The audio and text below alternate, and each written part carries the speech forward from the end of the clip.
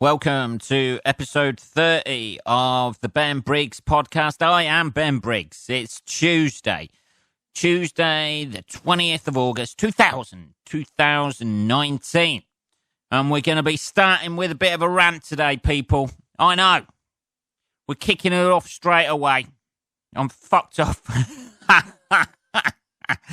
Oh, dear. Let's have a look. Fucking hell, man. The shit I've been reading. Like, I hope you're well, by the way. Let's get the niceties out of the way at the start. I hope you're well. I hope your life's going well. It's Tuesday, blah, blah, blah. We've got the weekend coming up. Fucking hell. Here we go. Let's kick it off like this. What's pissed me off? Ben, what has pissed you off? I know what you're thinking. You're probably thinking that. I know what you're thinking. Somebody used to say that. It used to fucking annoy the shit out of me. Anyway, Dave's joke of the Fringe this year. They're at the Edinburgh Festival every year. Dave, the TV channel, I don't know if people abroad get it, but certainly in England, it's one of these channels where they just basically do reruns of shit. And the odd occasional thing, and they sponsor an award at the Edinburgh Festival, he says, suppressing a burp, at the Edinburgh Festival, and this year it was won by a joke that referenced the sort of thing about Tourette's, and obviously that has fucking kicked off. Now, the joke was done by a chap called Olaf Falafel, who I've gigged with. I know him. He's a nice fucking geezer. The joke itself, this is the joke. Let's have a look, see if I can find it. It's a fucking pun. Obviously, because it goes in national newspapers and that sort of thing, it's going to be a fucking pun because it caters to the broadest audience out there. You're never going to get anything edgy that's going to be the joke, Dave's joke of the Fringe, the Dave TV channel. Basically, they select about 10, I think, and then put it to an audience vote, and this one won it. So this is the gag. Olaf Falafel won the award with this gag. Okay, I keep randomly shouting out broccoli and cauliflower. I think I might have florets. Now, whatever you think about that joke, and I have my own thoughts about that joke. It's just, I don't do puns. It's not my thing. The guy, whoever writes puns, the guy obviously writes puns. There's a lot of comedians out there who do puns, yeah? It's not my thing. I don't do that sort of shit. But, you know, I just never sort of like, I get no satisfaction out of that. I do every now and again in my personal life when I'm not on stage, but doing puns on stage is not really my thing. I do longer form bits, try and have a through thread to things, and try and talk about different subjects. And I think like puns are just like meh. You know, like, here's this, here's that. They both go together. There we go. That's it. Move on to the next thing. Like, I like, you know, exploring a subject. I'd like to explore. If that was my bit, I'd be exploring broccoli and cauliflower. I don't know. But anyway, that was the gag. I keep randomly shouting out broccoli and cauliflower. I think I might have florets. Now, that won the award. The shortlist was sent to 2,000 members of the public, and 41% of them voted for that joke, right? Okay, so it won, like, hands down, basically. Now, since then, everything has fucking kicked off, and there's a headline on the fucking... I sound like I've got fucking Tourette's now, don't I? On that fucking... Oh, Jesus. Obviously, somebody's got offended by it, haven't they? Because that's clearly fucking the closest fucking thing to nailing somebody with Tourette's up against a fucking wall and crucifying them, isn't it? You know, it's a fucking pun.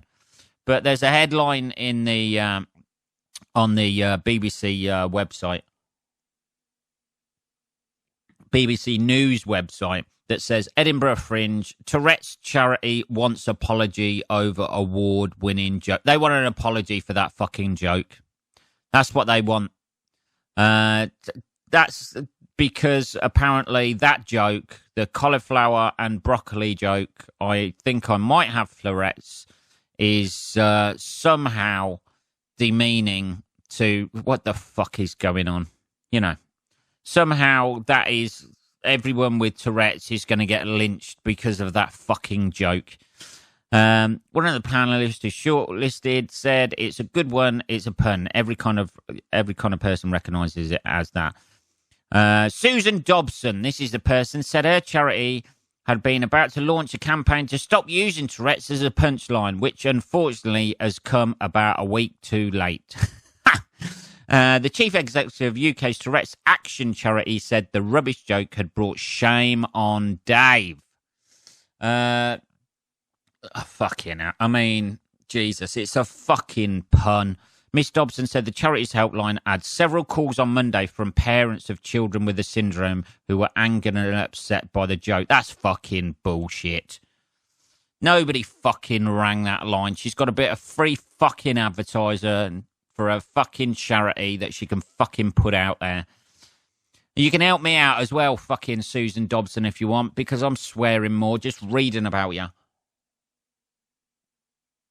Anyway, the charity is now calling on Dave and Falafel to apologize. That's amazing. The charity is now calling on Dave and Falafel to apologise. I love the fact that can be interpreted as food as well. Just somebody writing a letter to Dave's Falafel. If there's a Dave's Falafel house out there that just exclusively sells, a guy called Dave who exclusively sells falafel in a takeaway, they must be getting a shitload of fucking mail this week. I would ask them to walk in the shoes of somebody with Tourette's for a day and then come back and tell me if they find it quite so amusing. It was fucking brilliant walking in them fucking canting shoes. Oh, I don't know. Olaf Falafel and Dave have been... let's have a look. And then somebody else chips in. You see, you got the woman from the charity who's pissed off about that because she's got a vested interest in being pissed off about things. Because she runs a charity, she can't just say, it's fine. You know, because, like, obviously she gets some sort of investment from people. She can't just turn around. She has to be outraged, that woman. She has to be. It's her job. It's within her job title to be outraged by that. To be honest. Isn't it? That's, you know, if she'd have turned round... You cater to the stupidest fucking person. Because if she'd have just turned round and gone, oh, no, that's fine. It's only a bit of fun. Which it is. It's a fucking joke. You know, let's not forget it is a fucking joke. It's not a fucking go out there and fucking murder everybody with fucking Tourette's or hound them through the streets. It's just a fucking joke. Whether that joke's to your taste or not is a different matter. You know, it's not the sort of thing I'd write. It's not the sort of thing I'd do. But it is just a fucking 2 lines can get like a fucking story. And the fucking BBC love this shit because it's fucking lazy journalism just reporting on outrage. So let's have a look. Jess Tom, a comedian who has Tourette's, who was also in some sort of... she was some sort of reality thing, I think. Jess Tom, she doesn't work the circuit. Let's put it that way. I don't think she's not out there like 4 or 5 nights a week fucking gigging on the circuit. She did a show about Tourette's because she was in a reality thing, I think, on TV. She's the one who says biscuits a lot. You'd probably, you know, you'd be fucking annoyed going shopping with her. Let's put it that way. Anyway, she said it's not surprised by the insensitive joke. It's exhausting. I can see that. Yeah, I can see. Right. Yeah. A lot of people, you know, they'll use Tourette's as a fucking as a punchline. It's, you know, without having a go at the guy, it's a lazy punchline. It's not, you know, but that's what he does. He does puns. You know, florets, Tourette's. It sounds the same. We'll throw that in the set. Yeah, it's not his. I imagine it's not his best joke. He's got some much better fucking jokes than that I've heard. Anyway, she said, I work hard to try and make good comedy and to make it accessible to a broad range of people. And it feels frustrating when non-accessible stereotype work is rewarded. Well, I can see from her point of view or whatever. It's not nice, is it? I mean, if you've got fucking Tourette's, and that's the punchline to a lot of jokes, people, you know, I haven't heard that many, actually, to be honest, on the circuit. Maybe she ought to start doing the circuit. I don't know. Anyway, I haven't seen her on the circuit. So anyway, Miss Tom, this is the fucking bit that fucks me off. Miss Tom also pointed out that neither of Falafel's shows at the festival this year were relaxed performances. Relaxed performances, that's a new fucking phrase I'm not aware of, aimed at encouraging people with Tourette's or autism to feel comfortable in the audience. What the fuck? What the fuck? Seriously. You know, obviously you want your audience to be comfortable, but a relaxed performance? It's a fucking comedy club, sweetheart. You know, there's not that many relaxed performances at a fucking comedy club. Aimed at that is the antithesis of everything that a comedy club should be. A relaxed place. It should be a place where people can fucking, you know, let go. You know, let go and just, like, not be self-conscious anymore and just be part of the fucking tribe of that audience that are following and listening to what a comedian is doing on stage. You can't cater for everybody. It's going to get to the stage where people are just, like, you're having to fill out a fucking questionnaire before you go into a comedy club, and then that is handed to the comedians. And they go, right, okay, I can't talk about that because that'll trigger that person. I can't talk about that. It's got to be a relaxed performance just in case anybody with autism or Tourette's is in the audience. You know, you can't cater to everybody. At some point, you've just got to have a little bit of trust in the fucking performer. Surely. Haven't you? You've just got to have a little bit of trust in the fucking performer so they can just, like, get on with what they do and explore the thoughts that they're having and hopefully have that human connection about something. Yeah, you're not necessarily going to do that with, like, puns or anything like that. But the people who do that, you know, that's what a comedy club is about. You know, creating that human connection with people. And they're your thoughts that you fucking put out there. Jesus, man. A fucking relaxed performance. You know, it's, of all the things to have a go at him for, you know, she's gone, oh, I've had a look through that.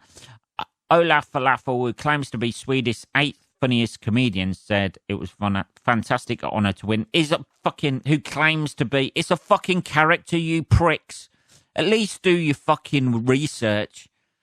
Jesus Christ, who claims to be? Oh, for fuck's sake, man.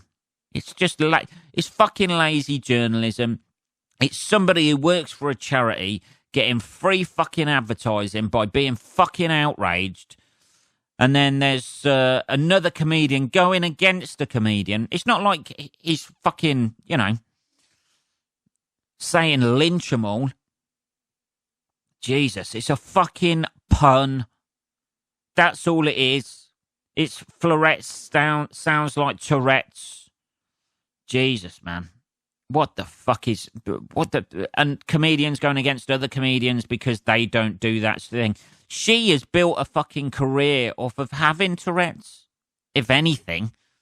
Anyway, fuck's sake, man. That's what fucking wound me up this week for 14 fucking minutes. Sorry, people. Jesus. 14 fucking minutes of a fucking rant, and I must sound like I've got fucking Tourette's. I might even fucking ring that number for that woman. Tourette's action. Give him a fucking call. Excuse me, can you help me out? Yeah, I've read the article in the BBC. Oh, did it shock you as well, that joke? No, the article made me swear my fucking head off. I'm ticking like a cunt. Oh, fucking hell. Jesus Christ, man. Everything, isn't it? And it seems worse. It seems worse than it is because fucking the BBC and people like that give a voice to these fucking idiots. I wouldn't be at all surprised if they fucking rang her up. They fucking rang her up for the lazy journalists they fucking are and told her the joke and then said, and what do you think about that? On the phone, I work for a Tourette's charity. Of course I think it's horrendous. And then they get somebody else. Oh, here's a comedian. They've done exactly the same. Here's a fucking comedian with Tourette's. Let's get her opinion on it. Of course she's not. Fucking hell, man. Jesus. Oh, dear. I don't know. People. There's got to be a better way, hasn't there? There's got to be a better way of, like, fucking talking about things and settling things. Rather, although I'm just as bad. I'm fucking ranting about it now anyway. Jesus. Anyway, that was that. That's the sort of things we have to live with these days as stand-up comedians or whatever. I imagine it's awful living with Tourette's. I imagine it's fucking awful, but it is a little bit funny as well. Isn't it? Is it not? There was that geezer on Big Brother in the UK, weren't there? He had Tourette's. It was fucking hilarious. He was fucking hilarious. Even at one point he referenced it when somebody was being an arsehole in the house and he called him a cunt. Just the word cunt come out or something like that. And he goes, my Tourette's is in context. And it was fucking brilliant. Can't we all just take it down a fucking notch? We're not all fucking victims out there. You know what I mean? Not everybody is trying to make, everyone's a fucking victim these days of everything. I imagine it's awful living with it. But to be honest, you get one life. Are we going to, stupid little jokes like that, are we going to fucking get all fucking irate about... I know I'm getting irate. I know that. I've got a little bit of self-awareness, people. But Jesus, she looks like a right fucking smug cunt as well, that Susan Dobson. Sitting there smiling with a fucking gap in her front teeth. Jesus. Anyway, that's that. That's my take on that. And my take on, you just got to fight against it, though, haven't you? Just like create your own thing, which is what this is meant to be, and get them followers in. I don't know. Anyway, what else have we got? What have I done today? I'll tell you what I've done today. I've actually started fucking painting my fucking bedroom and decorating my bedroom, which is becoming it's going to be a long and arduous job because because I've got one of them talking about people, not talking about people who are mental. I don't think people with Tourette's are mental. It's a neurological condition, isn't it? But I'm a little bit mental by the fact I have to get everything fucking right. Perfect. You know what I mean? I can't just... You're thinking at the minute, really, Ben? You're a bit of a perfectionist, are you? I'd never know that from listening to you on here. I know, but I have to get everything fucking done. So I've been washing the walls down today in preparation for painting it. I do 3 coats on the ceiling, 3 coats on the wall, 2 coats of the skirting board. I know, it seems boring, but I fucking love it. Anything like that. Anything sort of like, mundane, repetitive. It really fucking just relaxes me.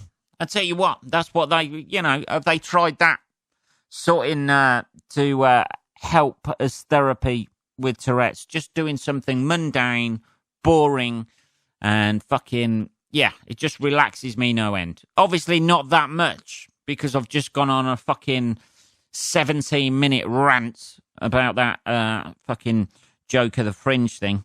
But yeah, I've been doing that today. I went for a little swim as well. Got talking to a guy in the changing rooms. That was the other thing. They've switched the changing rooms round at the old gym. I know. So I go to walk in the gents, and it's got a fucking female sign on there, and I was like, what? And then I looked at the female one, and that had a gent sign, so they've obviously switched them. I don't know how they're getting on with the urinals in there, ladies.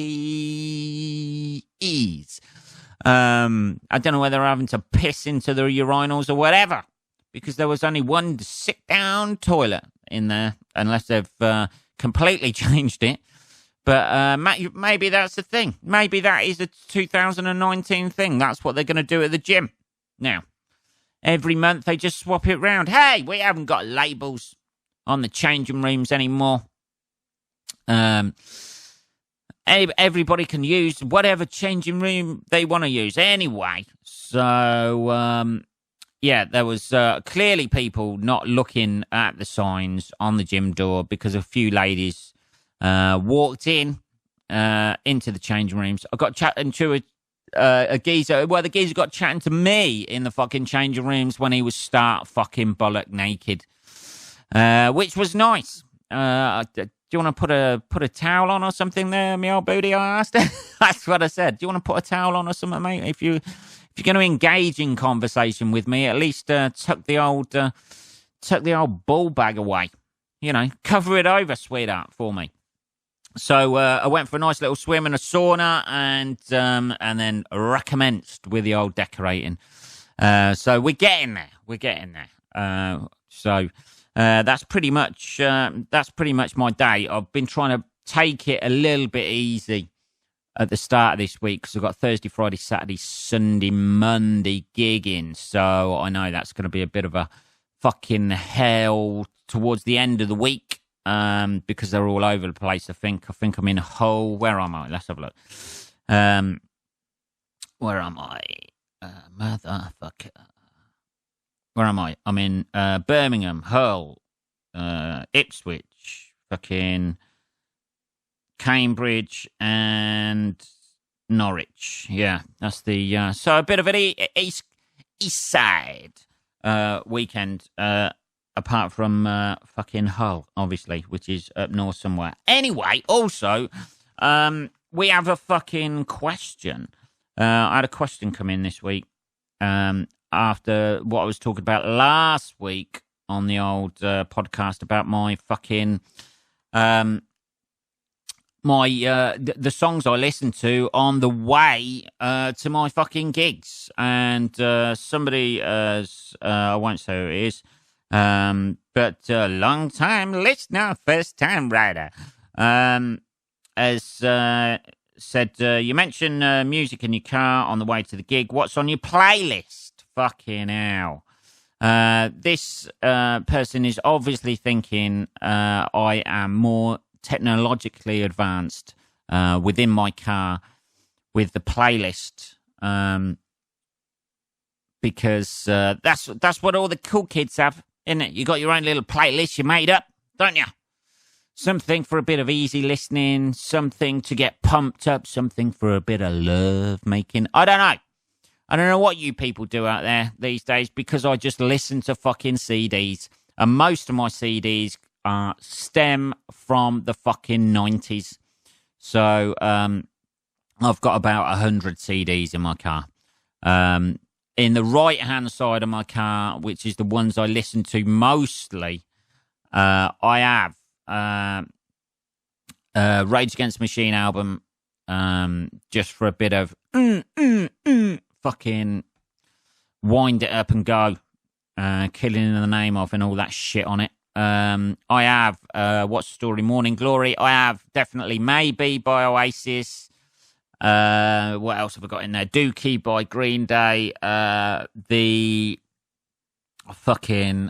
Pixies' greatest hits, which has the greatest driving tune. I know it's a bold statement. That is the greatest driving tune of all time, which a lot of people would go for Song 2 by Blur.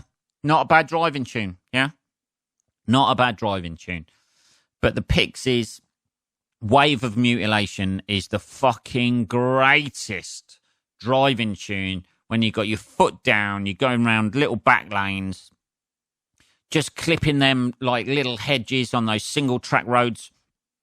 It's a fucking great tune to stick your foot down, and it's only about 2.5 minutes, I think. So you got 2.5 minutes. If you can't control a car for 2.5 minutes, you don't deserve to be driving. So yeah, that's it. And then sometimes I'll listen to a little bit of 90s hip hop, all the dead rappers. That's all I listen to. Tupac and Biggie. I'll listen to that bit of hip hop on the way. If it's summer mainly, and yeah, that's about it really. I've got fucking shitloads of other CDs, mainly 90s based shit. Smells Like Teen Spirit by Nirvana I have on like a fucking CD single, as well as on the album Nevermind that I have there. So yeah, that's the sort of shit I'm into. Anything with a fucking beat where I can get a little bit pumped up on the way to the gig. Not too pumped up, or I end up going on stage and going, all right, you fucking twats. Yeah. But maybe just something to give me a little kick, depending on how long the drive is, to be honest. If it's only like half an hour away or something like that, I'll just have something a little bit more mundane. But like if it's 3 or 4 hours, fucking hell, you need that you need that fucking Bullet in the Head by Rage Against the Machine, just to see you through. Just to get the old adrenaline going. So anyway, thank you for that pizza. Yeah, that's the shit I listen to, man. Right, what else have we got? What else was I going to talk about? Here we go. Yeah, Elon Musk, fucking hell, billionaire entrepreneur Elon Musk. Him of the Tesla shit and SpaceX and stuff like that. As once again, fucking hell. Once again, he's done this before apparently. Once again called for Mars to be blasted with nuclear weapons in order to make the planet habitable for humans. I'm not sure that's going to be immediately habitable. But apparently what he reckons is that Mars is a bit of a fixer-upper. And eventually you can transform Mars into an Earth-like planet if you warm it up. It'd melt all the fucking... there's a fast way and a slow way. The fast way is drop thermonuclear weapons over the poles. Jesus Christ, it is fucking... He's like fucking Dr. Evil coming out here. Musk even changed his Twitter profile to an image displaying the t-shirt Nuke Mars. I imagine he doesn't mean the company selling the chocolate bars. Part of the plan involves the nuclear bombs freeing up carbon dioxide into the atmosphere so that humans can breathe the air. It hasn't got an atmosphere, has it? Jesus, almost choked then. It hasn't got a fucking atmosphere to keep that in, has it? I thought that was the whole thing about Mars. It's like fucking... Oh, Jesus. It's like Total Recall, isn't it? The original Total Recall. But a recent study in Nature Astronomy concluded that terraforming Mars is not possible using present-day technology. One concern is that the nuclear weapons would throw up massive clouds that would block out the sunlight and instead cause the planet to cool down even further. Are they actually fucking... Jesus. It's not the first time Mr. Musk has used merchandise to fund his companies. SpaceX hopes to... right, it's all about selling T-shirts, man. Isn't it? Make them statements. He doesn't want to do that, does he? He just wants to sell the T-shirts with Nuke Mars on it. He has also said that he wants to die on Mars, not just on impact. Any profits from the $25 T-shirt on SpaceX website are unlikely to go towards actually carrying out the plan.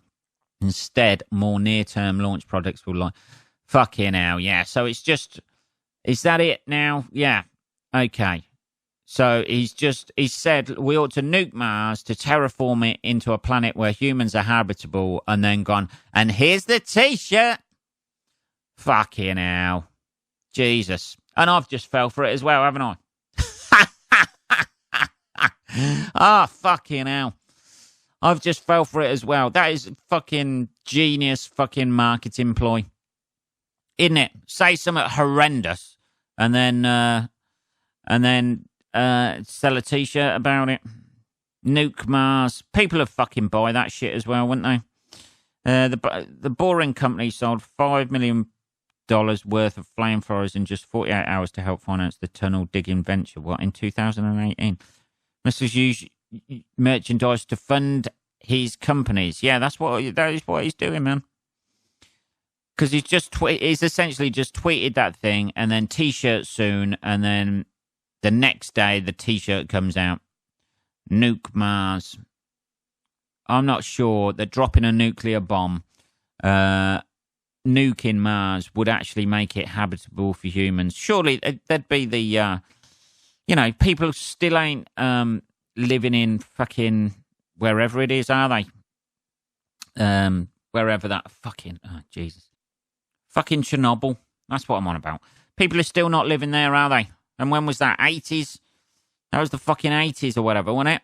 And people still not living there. There's dogs walking around with fucking 3 heads and shit. I'm not sure that nuking it is going to, just set up a camp up there. That's all you do, innit? You don't need to transfer the whole planet, because we'll just fuck that planet as well. Or we'll use it to just transfer all the shit from this planet onto there. I don't know. Anyway, what are we on? 31 minutes. What have I learned?